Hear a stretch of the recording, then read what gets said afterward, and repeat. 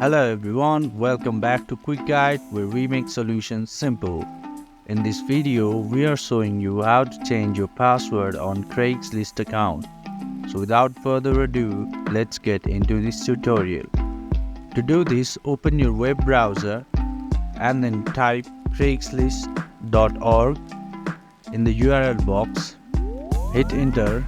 Once you're into the website, go to your accounts on the top right side of the screen. If you haven't logged in, then log in with your email and your password.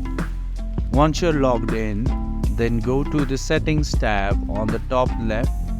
Here you can see a change password option. Click on it, type your old password and your new password and select change password.